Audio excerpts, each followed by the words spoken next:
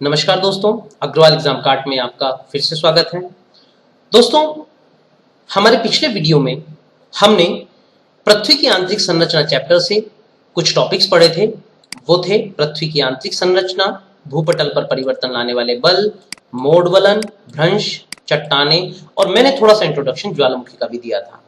आज मैं आपको ज्वालामुखी के बारे में शेष चीजें, भूकंप, पर्वत, पठार, मैदान, बहिर्जात बल और उनसे बनने वाली नई जो संरचनाएं हैं उनके बारे में आपको बताऊंगा। दोस्तों, जैसा कि मैं ऑलरेडी आपको बता चुका हूं, ज्वालामुखी तीन प्रकार के होते हैं: सक्रिय ज्वालामुखी, सुसुप्त ज्वालामुखी, मृत या शांत ज्वालामुखी। आइए देखते हैं विश्व में प्रमुख ज्वालामुखी कहां कहां पर है। दोस्तों, उत्तरी अमेरिका में पश्चिम की तरफ एक द्वीप है जिसका नाम है हवाई द्वीप। वहां पर दो प्रमुख ज्वालामुखी पाए जाते हैं, जिनमें से एक है मौना लोआ और दूसरा है किलाउएआ। ठीक है।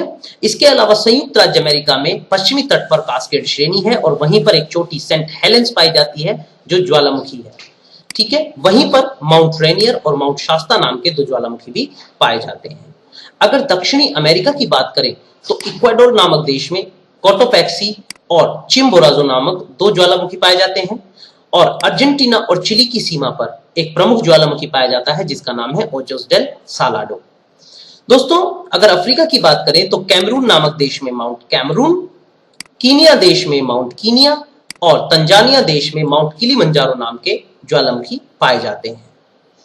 अगर एशिया की दोस्तों बात करते हैं तो ईरान में कोह सुल्तान और देवबंद नाम के ज्वालामुखी, भारत के निकट अंडमान निकोबार द्वीप समूह में बैरन और नारकोंडम ज्वालामुखी, इंडोनेशिया में क्राकटाओ ज्वालामुखी और जापान में फ्यूजियामा ज्वालामुखी पाए जाते हैं। भारत के पड़ोसी देश म्यांमार में माउंट पोपा नाम का ज्वालामुखी पाया जाता है और फिलीपींस की अगर बात करें तो वहां पर तीन प्रमुख ज्वालामुखी हैं, जिनमें से एक पिनाटुबो, माउंट ताल और माउंट मेरो। ये तीन ज्वालामुखी वहां प्रमुख हैं। ठीक है दोस्तों, अब अगर यूरोप की बात करें तो यूरोप में इटली में तीन ज्वालामुखी पाए जाते हैं। ये दोस्तों, ये वाला जो क्षेत्र है ये भूमध्य सागर है। भूमध्य सागर में एक प्रमुख ज्वालामुखी पाया जाता है जिसका नाम है स्ट्रोम्बोली। इसे भूमध्य सागर का प्रकाश स्तंभ कहते हैं। क्यों? क्योंकि ये निरंतर स्खलित होता रहता है, फटता रहता है, तो वहां पर निरंतर प्रकाश बना रहता है, इसीलिए इसको भूमध्य सागर का प्रकाश स्तंभ कहते हैं। इसके अलावा यहीं पर माउंट विसुवियस और माउंट एटना नाम के ज्वालामुखी भी पाए जाते हैं। ठीक है दोस्तों, तो ये तो बात हुई प्रमुख ज्वालामुखियों की। आइए अब देखते हैं भूकंप किसे कहते हैं। दोस्तों, पृथ्वी की सतह के नीचे जो चट्टानें हैं वो अपने अंदर ऊर्जा समाये हुए हैं, तो जब भी कभी उनमें दरार आती है तो उस दरार के आने से, चटकने से उनके ऊर्जा मुक्त होती है और वो ऊर्जा भूकंप कहलाती है। ठीक है दोस्तों, तो यानी पृथ्वी के भीतर की चट्टानों के टूटने से जो ऊर्जा मुक्त होती है उसे हम भूकंप कहते हैं और इस ऊर्जा के मुक्त होने से वो प्रभावित क्षेत्र हिलने लगता है। ठीक है। अब पृथ्वी के भीतर जिस स्थान से भूकंप जन्म लेता है उसे हम भूकंप मूल यानी कि फोकस कहते हैं। हमें ये बात ध्यान रखनी है, भूकंप मूल हमेशा धरती की सतह के नीचे होता है, जैसा कि मैंने यहां दिखाया हुआ है। ठीक है। और अब चूंकि भूकंपीय तरंगे निकल चुकी है तो वे उस बिंदु से चारों तरफ गमन करेंगी, लेकिन दोस्तों इसका जो सबसे नियरेस्ट पार्ट होगा वो होगा इसके 90 अंश पर स्थित भाग। और दोस्तों ध्यान रखना है, भूकंप मूल के 90 डिग्री पर यानी लंबवत जो बिंदु स्थित होता है पृथ्वी की सतह पर, उसे हम एपिसेंटर यानी कि अधिकेंद्र कहते हैं। और अधिकेंद्र ही वो स्थान होता है जहां पर भूकंपीय तरंगे सबसे पहले पहुंचती हैं। ठीक है दोस्तों, अब आगे बढ़ते हैं। भूकंपीय तरंगे तीन प्रकार की होती हैं: प्राथमिक यानी पी तरंगे प्राइमरी, द्वितीयक यानी एस तरंगे सेकेंडरी और धरातलीय यानी एल लव तरंगे। ठीक है। प्राथमिक तरंगे अनुदैर्ध्य प्रकार की होती हैं। दोस्तों, मैं आपको यहां बताना चाहूंगा, अनुदैर्ध्य तरंगों में क्या होता है, मान लीजिए कोई तरंग इस दिशा में बह रही है या चल रही है, उसके कण भी जो कंपन करेंगे वो इसी तरंग के चलने की दिशा के इधर उधर करेंगे, तो ऐसी तरंगों को हम क्या कहते हैं, अनुदैर्ध्य तरंग। और इसका उदाहरण है ध्वनि तरंगे। ठीक है। तो प्राथमिक तरंगे अनुदैर्ध्य हैं और ध्वनि तरंगों के समान हैं और ये ठोस और द्रव दोनों में गमन कर सकती हैं। ठीक है। यानी ये पृथ्वी में, याद हो आपको मेरा कल का लेक्चर, मैंने बोला था पृथ्वी की जो बाह्य कोर है वो लिक्विड यानी द्रवित अवस्था में है, तो यानी पी तरंगे बाह्य कोर में भी गमन कर सकती हैं और कोर में, मेंटल में और क्रस्ट में भी गमन कर सकती हैं। ठीक है। अब एस तरंगों की यानी द्वितीयक तरंगों की बात करें तो ये तरंगे अनुप्रस्थ होती हैं अब अनुप्रस्थ तरंगे कैसी हैं दोस्तों, ये भी बता देता हूं। मान लीजिए कोई तरंग इस तरह गमन कर रही है तो उसके कणों का जो कंपन होगा वो इसकी दिशा के लंबवत होगा। तो दोस्तों ऐसी तरंग को हम अनुप्रस्थ तरंग कहते हैं और इसका उदाहरण है प्रकाश तरंग। तो यानी द्वितीय तरंगे प्रकाश तरंगों के समान ही अनुप्रस्थ तरंग होती हैं। लेकिन इन तरंगों की खासियत क्या है, ये केवल ठोसों में चल सकती हैं, ना कि द्रवों में। तो यानी कि एस तरंगे बाह्य क्रोड़ में नहीं चलेंगी। क्यों? क्योंकि बाह्य क्रोड़ द्रव है और एस तरंगे द्रवों में नहीं चलती हैं।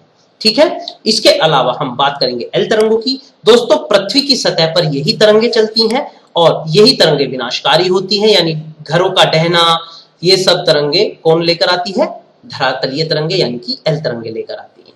ठीक है दोस्तों, ठीक है। अब मैं आपको एक चीज बता देता हूं दोस्तों, ये है पी तरंग, आप देख रहे होंगे ये बाह्य क्रोड़ से भी गुजर रही है और धरती की बाकी सतहों से भी गुजर रही है। और ये है एस तरंग, ये केवल बाह्य कोर के पास पास तक गुजर रही है, क्योंकि बाह्य क्रोड़ लिक्विड है तो ये इसके अंदर नहीं जाएगी। तो दोस्तों ये जो दो भाग हैं, एक 103 डिग्री है और एक 143 डिग्री है, इन दोनों के बीच का जो क्षेत्र होता है यानी 103 से 143 डिग्री के बीच का क्षेत्र, यहां पर कोई भी भूकंपीय तरंग प्रभाव नहीं दिखाती है, यानी कोई भी भूकंपीय तरंग को ट्रेस नहीं किया जा सकता है। तो ये वाला क्षेत्र जो होता है ये भूकंपीय छाया क्षेत्र होता है। ठीक है दोस्तों, कुछ बुक्स में 103 के स्थान पर 105 डिग्री भी दिया हुआ है। ठीक है दोस्तों, आगे बढ़ते हैं। दोस्तों यहां पर हमें ध्यान देना है, मैं ऑलरेडी बता चुका हूं, चूंकि बाह्य क्रोड़ लिक्विड है यानी तरल अवस्था में है तो यहां पर एस तरंगे नहीं गुजरती हैं। यह बहुत महत्वपूर्ण बिंदु, यह हमें ध्यान देना है कि पी तरंगे जो हैं भले ही ठोस और द्रव दोनों में गुजरती हैं, लेकिन जब भी वो द्रव क्षेत्र से गुजरेंगी तो उनकी जो गति है वो थोड़ा सा कम हो जाएगी। ठीक है, यानी उनका वेग थोड़ा सा कम हो जाएगा। इसके अलावा भूकंपीय तरंगे जो है वो कभी भी सीधी नहीं चलती हैं, वो हमेशा परवलयाकार पथ को गमन करती हैं और जब भी कोई परत चेंज होती है वहां पर उनका पथ मुड़ जाता है। ठीक है दोस्तों, आगे बढ़ते हैं।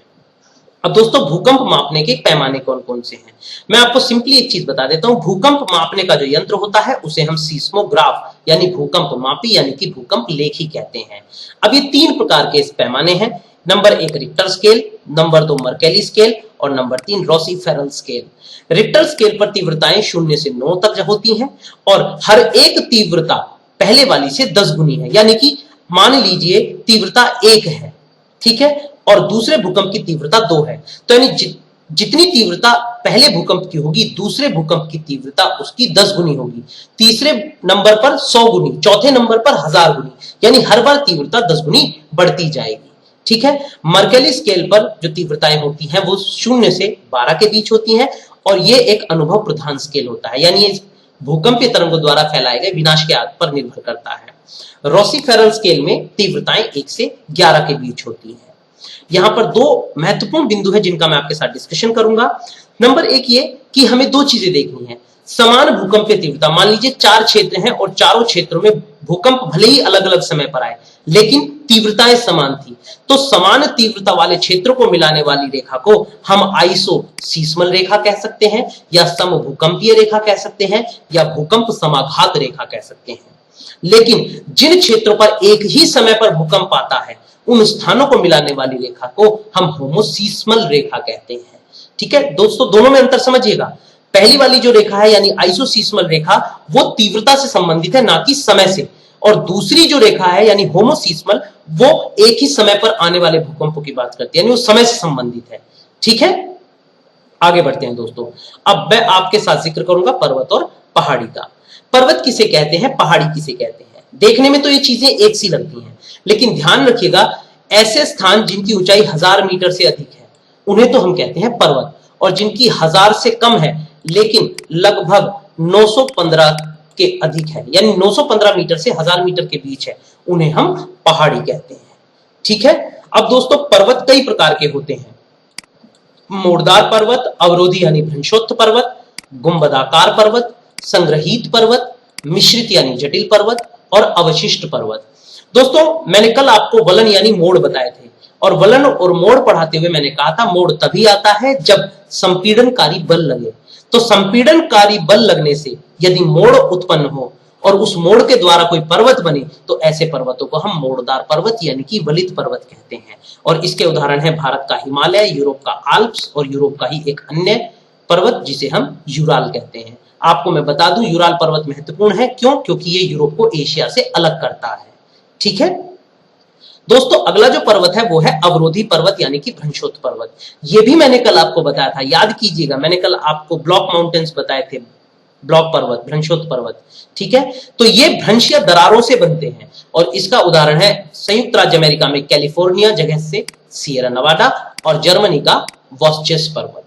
ठीक है, गुंबदाकार पर्वत किसे कहते हैं? दोस्तों, ज्वालामुखी होता है, ज्वालामुखी फटा, लावा निकला और लावा जम गया, उस लावा के जमने से जो पर्वत बनता है उसे हम क्या कहते हैं? गुंबदाकार पर्वत कहते हैं। और संयुक्त राज्य अमेरिका का सिनसिनाटी राइज और संयुक्त राज्य अमेरिका का ही ब्लैक हिल्स इसके उदाहरण हैं। संग्रहित पर्वत क्या कहते हैं? आपको इसके नाम से ही पता चल रहा होगा, संग्रह, यानी बार बार ज्वालामुखी फटे और बार बार लावा जमता चला जाए तो धीरे धीरे धीरे धीरे एक विशाल पर्वत का निर्माण होता है और ऐसे पर्वत को हम संग्रहित पर्वत कहते हैं। ठीक है, इसका प्रमुख उदाहरण है जापान का फ्यूजियामा और इक्वाडोर दक्षिण अमेरिका का कोटोपैक्सी। ठीक है, मिश्रित यानी कि जटिल पर्वत। ठीक है, ये विभिन्न प्रकार की चट्टानों के मिश्रित रूप से बनते हैं और इसका उदाहरण है कैलिफोर्निया का सियरा नवाडा। तो आप यहां देख रहे होंगे सियरा नवाडा जो पर्वत है वो भ्रंश द्वारा निर्मित अवरोधी पर्वत भी है और साथ ही साथ विभिन्न चट्टानों के मिश्रण से बना मिश्रित यानी कि जटिल पर्वत भी है। ठीक है, अब बात करते हैं अवशिष्ट पर्वत की। दोस्तों, असल में अवशिष्ट जो शब्द है इसका मतलब होता है शेष।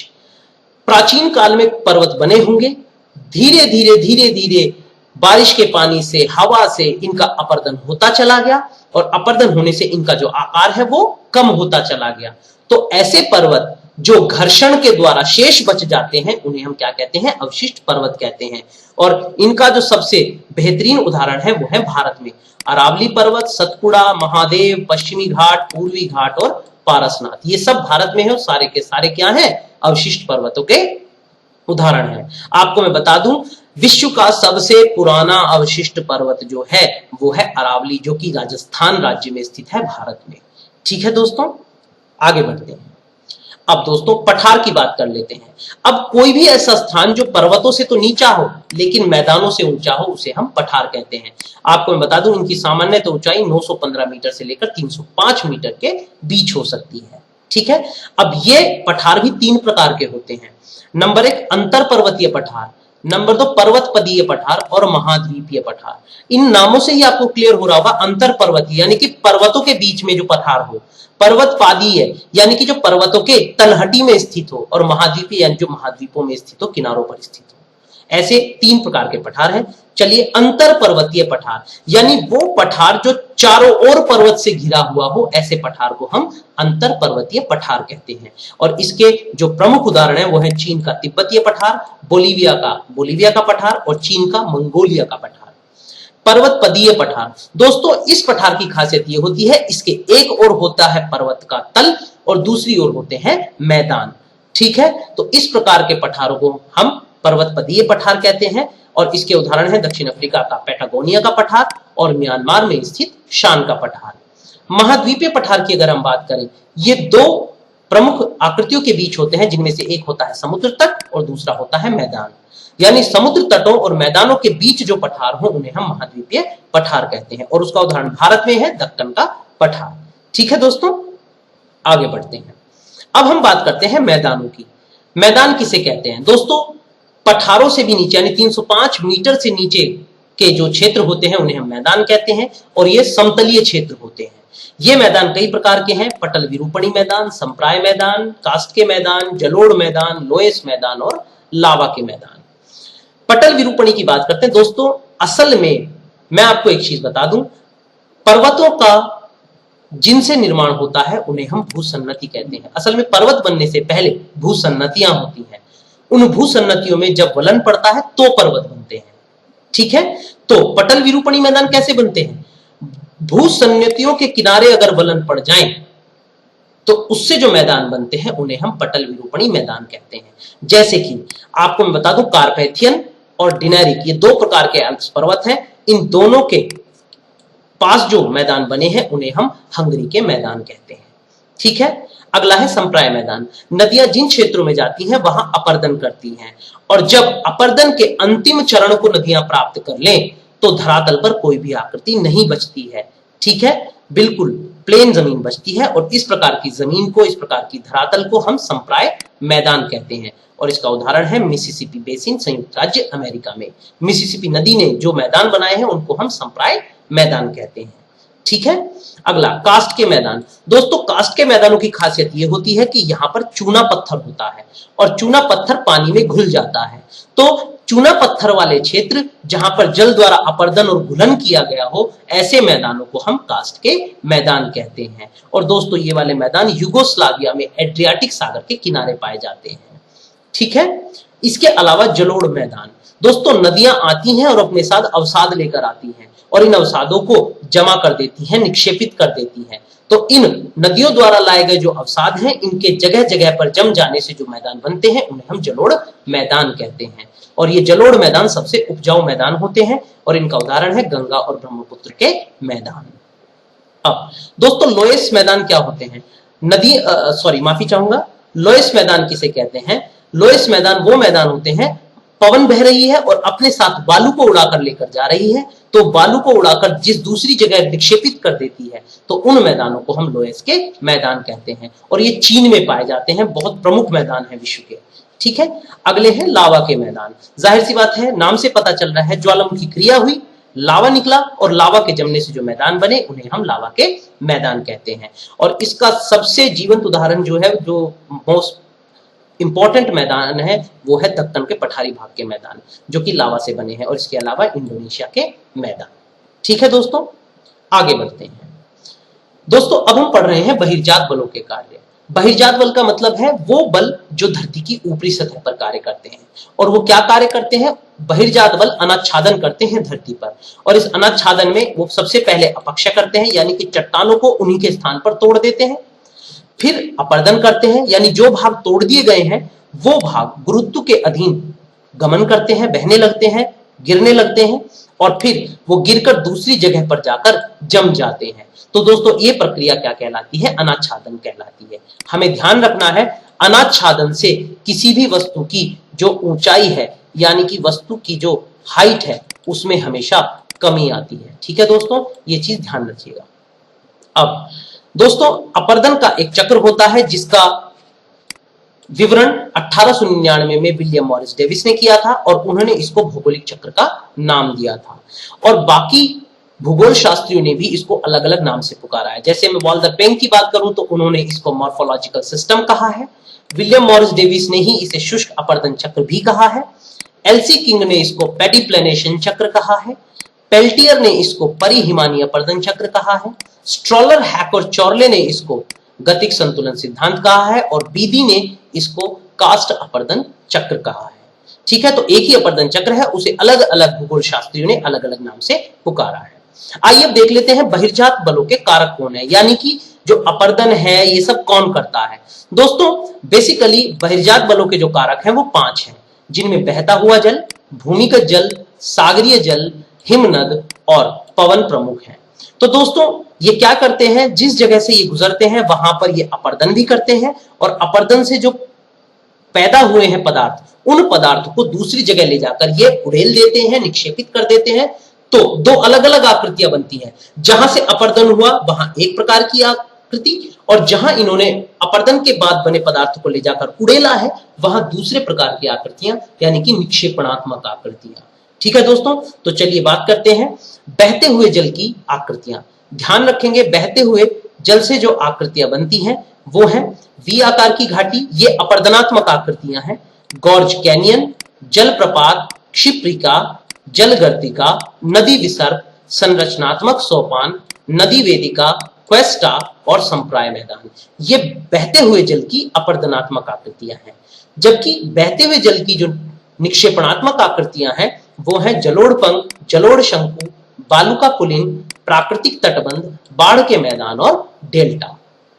ठीक है दोस्तों, इसके बाद अगर हम भूमिगत जल यानी कास्ट मैदान की अगर मैं बात करता हूं तो वहां पर जो अपर्दनात्मक आकृतियां बनती हैं वो है लैपीज, घोल रंध्र, डोलाइन, युवाला, कास्ट खिड़की, पोल्जिए, अंधी घाटी और कंदरा।